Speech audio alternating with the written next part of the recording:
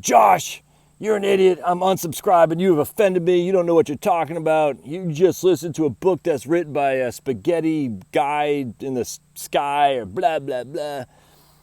That's fine. People got to do what they got to do. It doesn't bother me. The issue that I want to repeat, and I'll probably have to do this every 3 months, is why I started the channel. I started the channel because I get sick and tired of the doomsday stuff, and it permeates every aspect of society. Now, I happen to be a professional financial planner. I've been one, for going on over 30 or 20 years? 97? Yeah, I guess 22 years now.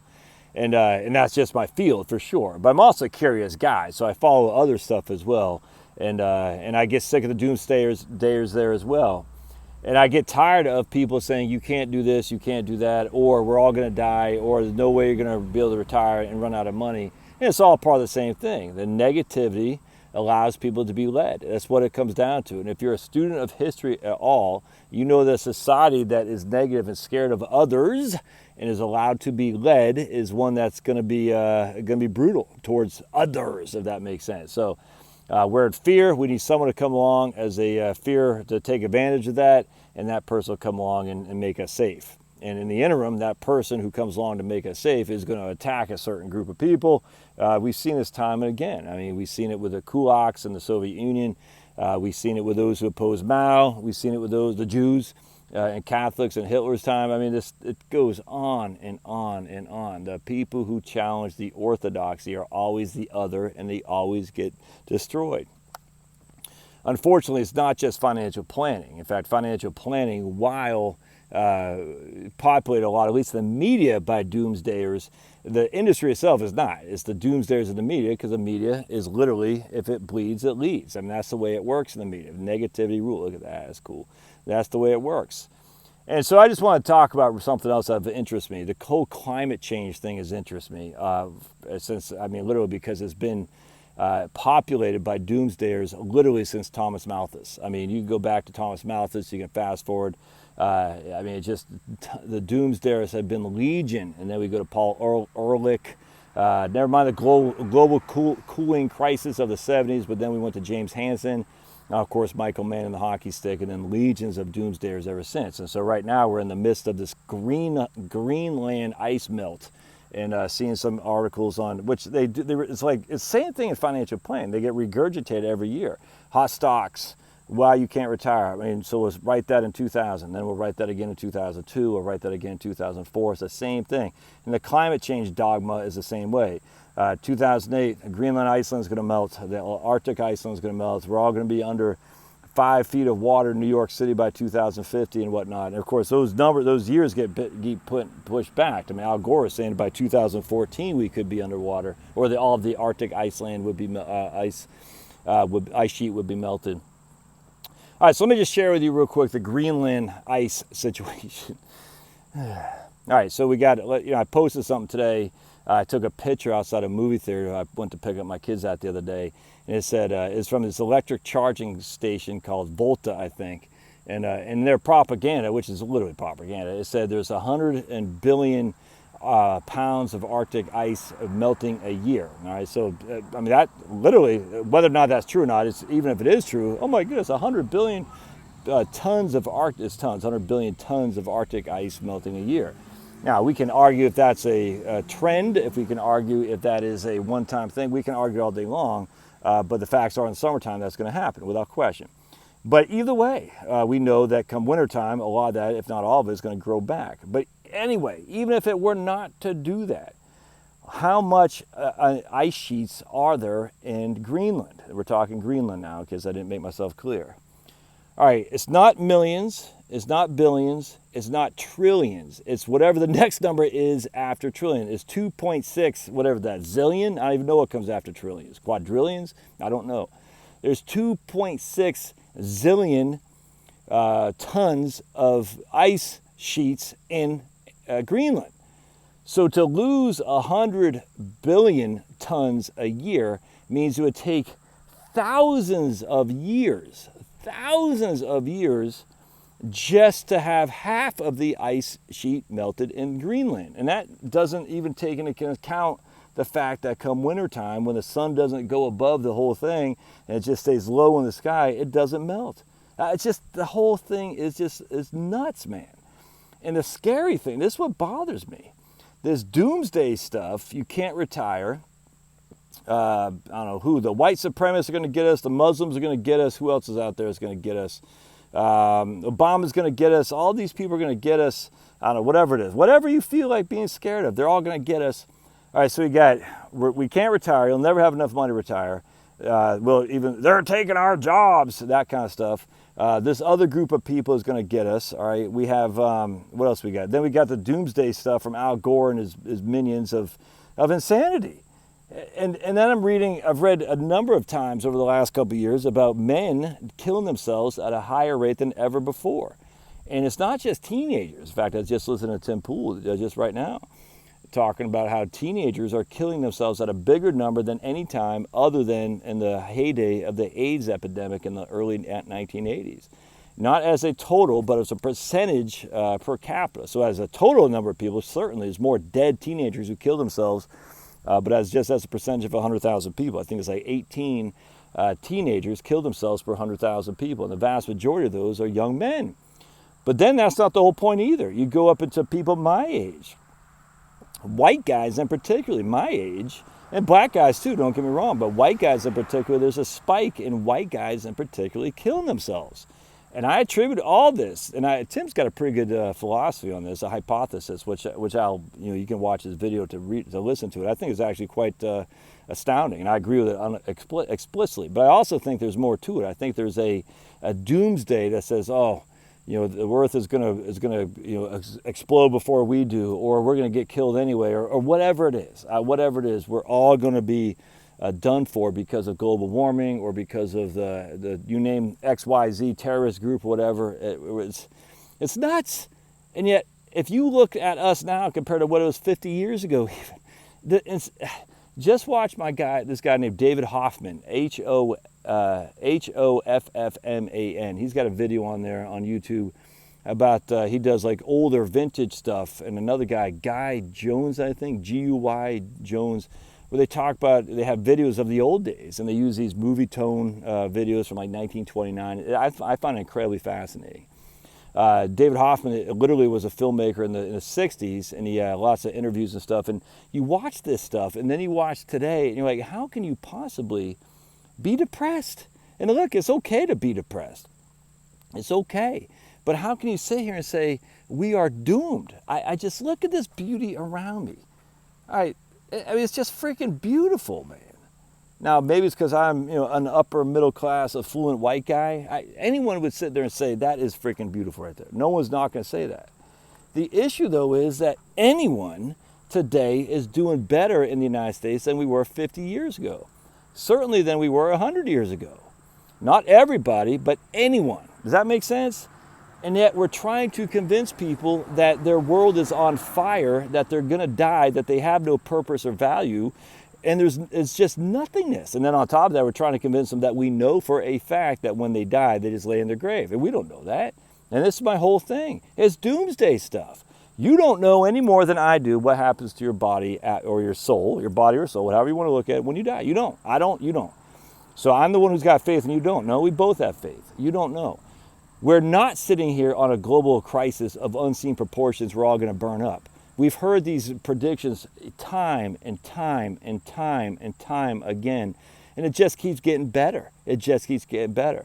And so we have people in India, in China, in Indonesia, Pakistan, baby. I don't know about Pakistan. So, I know they want to, but I'm not sure where they're relative coming up in terms of what India, China, Singapore, Indonesia are trying to accomplish. Nigeria in 20 or 30 years, they're going to have more population than we are. We have these people who have been held back essentially by a lot of the Western ideas that says, oh, we can live large, but not you guys so much. And colonization was horrible. I get it, without question. So now they say, no, we want ours too, and we're trying to encourage them not. It's nuts.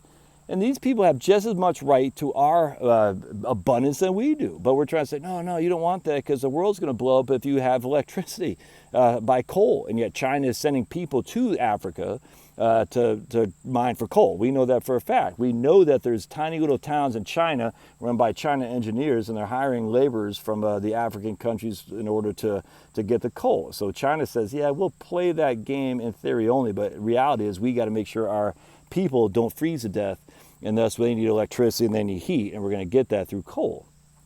India's the same way.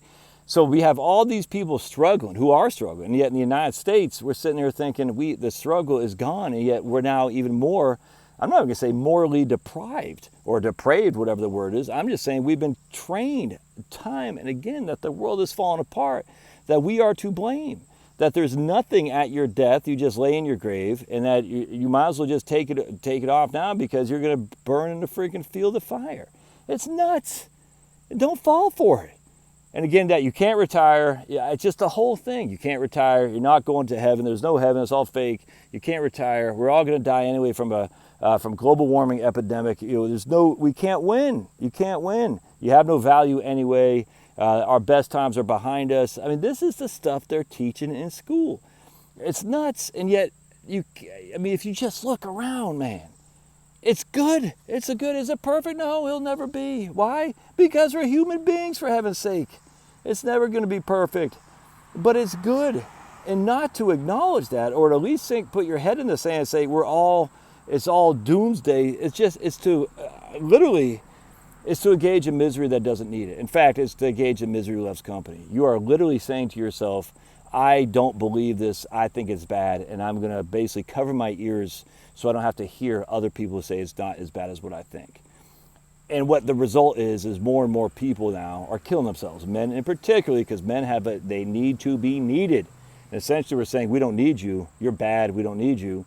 And so men say, okay, I can't retire, we're going to burn anyway, and when I die, just lay in the grave. Why would I not get rid of this anyway? And I'm in pain, I might be addicted to something. I mean, the whole thing is just morbid, but it doesn't need to be like that. And so I'm not sitting here trying to be freaking whistling past the graveyard Pollyannish and say, oh, everything's great. I don't think that at all. But if you hear the stories of people came before you, how can you not be at least neutral, if not outright optimistic?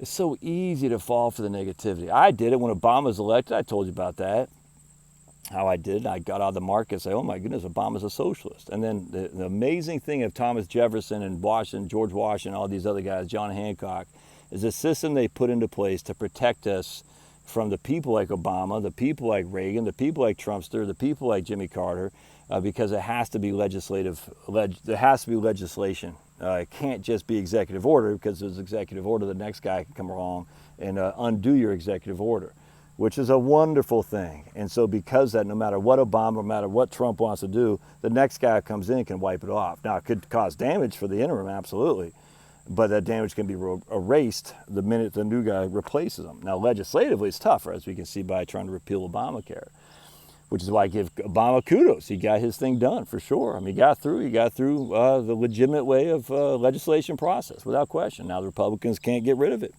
And that's what happens in the legislative process. But you notice they didn't pass a lot of other stuff. Now Obama, if he could have just waved his pen, like he said, I got a pen, it won't matter, because Trump comes in there and just says, oh, sorry, buddy. And that's the way, like it or wrong, or hate it, it's the best system there is. It is, for sure. Anyway, I don't know how you can be negative when all this is going on. It's a wonderful world out there. It's not perfect, but it is good. And I will continue to make fun of people who are doomsday scenario people. And that's going to be climate change. That's going to be, obviously, financial planning. I'll continue to do that. Now, my expertise is in financial planning, which is why I devote more time to it, because I am literally, I read, of all the stuff I read, 80% would be financial planning related. Probably 10% will be climate change related, and the other 10% will be religious oriented. But at the end of the day, the facts are my interests primarily lie in financial planning, because that's my area of expertise. Certainly not an area of expertise of climate science, but really no one else's. If they were expertise, They would not have the hockey stick. We know that for a fact. They would not need to manipulate data. No one is an expert on what happens to your soul or your body at your death because we just don't know. And so I find that interest, and when I find something of interest, I'm going to write about it, or post about it, or do a video about it. And that might bother somebody. That's fine. Don't care. It's my way of saying to society, whoever wants to watch it, that it's better today than it was before, and it will be better in the future than what it was before. The sad thing is, one of the reasons we have so many dystopian novels and movies out there, like The Walking Dead, and I mean, even on my Kindle thing, they got this these books that you can, right before you swipe to start read your book, they have these books that people advertise for, and I'd say half of them are dystopian. Dystopian means just like the world has collapsed and what's going to happen next. I mean, I found some of that interesting. Like I like The Road, that book, The Road.